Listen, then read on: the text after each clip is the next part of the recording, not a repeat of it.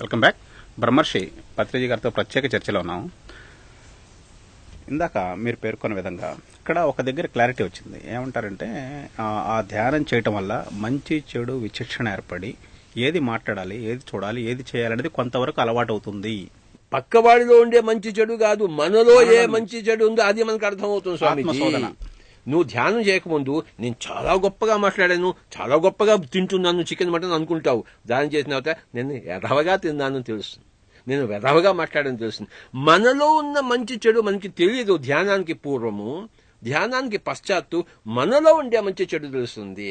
అప్పుడు మనలో ఉండే చెడు తీసేస్తాము, మనలో ఉండే మంచి పెంచుతాము. లేకపోతే మంచి చెడు కలగాపులగం అయి ఇంత చక్కటి అన్నం పాయసం ఉంది, అందులో దుమ్ము ఉంది, ఎలా తింటామండి? పాయసం ఉంది, అందులో అంత దుమ్ము ఉంది, రాళ్ళన్నీ ఉన్నాయి, తినలేము కదా. రెండు mixed. Is it possible to eat? But when you చక్కటి పాయసం రాళ్ళన్నీ తీసేసామనుకోండి. సో ధ్యానం చేయడం వలన మనలో ఉండే మంచి, మనలో ఉండే చెడు తెలుస్తుంది. ధ్యానం చేయడం వల్ల ఆత్మశోధన జరుగుద్ది. ఆత్మశోధన జరిగిన తర్వాత మనకి ఏది అవసరమో ఏది అవసరం లేదనేది డివైడ్ చేయడం జరుగుద్ది. ఇంకొక ప్రాబ్లం ఏముందంటే పోల్చుకోవటం.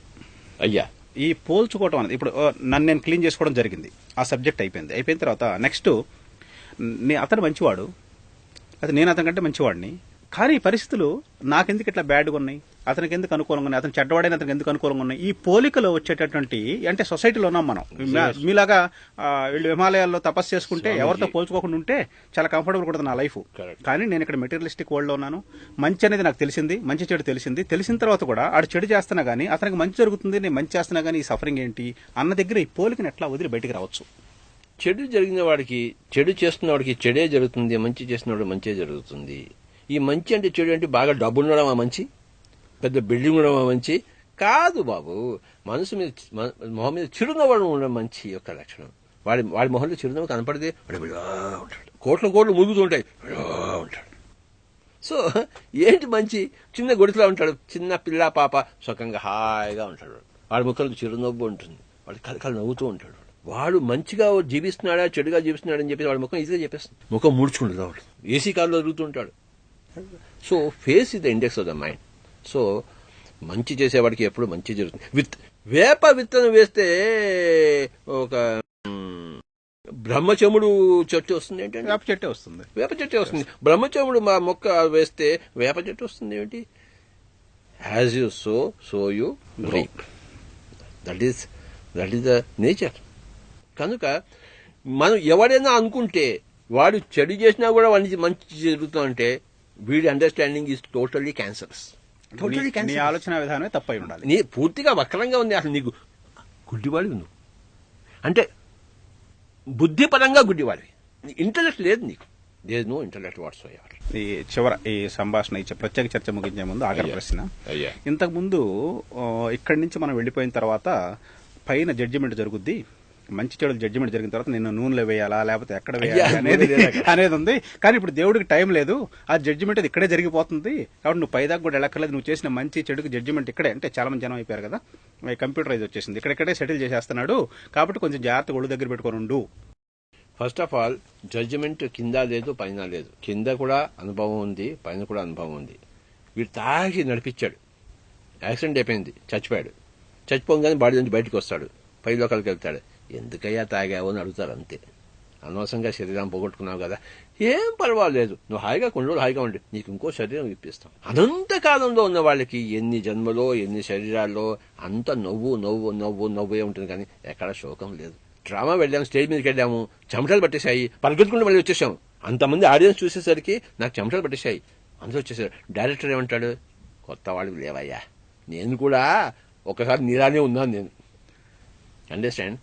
కోడి ఉంటుంది, నేను కూడా ఒకప్పుడు గుడ్డునే, కానీ ఇప్పుడు కోడిని అయ్యానుగా. ఏ గుడ్డు కోడి కాదు చెప్పండి, ఏ కోడి ఒకప్పుడు గుడ్డి కాదు. కనుక ఆ డైరెక్టర్ ఏమంటాడు? నాయన ఏం లేదు, కాస్త మొహం దంతా తుడుచుకో, తెమటంతా తుడుచుకో, మళ్ళీ ఇంకోసారి ఇంకో ఛాన్స్ ఇస్తాను, మెల్లిమెల్లిగా పైకి వస్తావు. Failure is a stepping stone for success.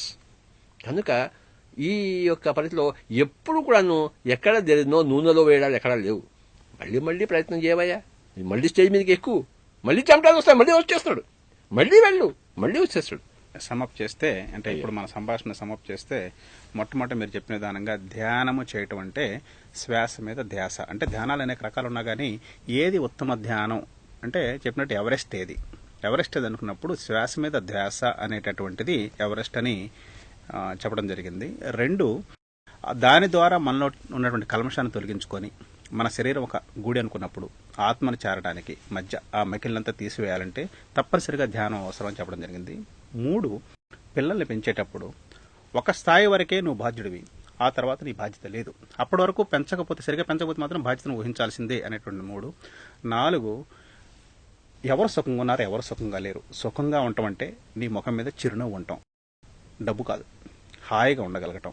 అది ఎట్లా జరుగుతుంది? మరలా బ్యాక్కి ధ్యానంతో జరుగుతుంది అని చెప్పడం జరిగింది. నెక్స్ట్ అసూయలు ఏమీ లేవు, అది మన ఒక మనసు. ఆ మనసుని కంట్రోల్ చేసుకోవడానికి మళ్ళా ధ్యానం. చివరికి వచ్చేటప్పటికి ఒక ధ్యానాంధ్రప్రదేశ్ ఆంధ్రప్రదేశ్ అనేది ఒక చిన్న ప్లేస్, కానీ ఒక ధ్యాన సమాజాన్ని నిర్మించే ప్రక్రియలో భాగంగా బ్రహ్మర్షి పత్రిక చేస్తున్నటువంటి ఈ సంకల్పం అలాగే కొనసాగాలని కోరుకుంటూ మరలా వచ్చే వారం వేరే సబ్జెక్టుతో మరలా కలుద్దాం. అంతవరకు నమస్తే.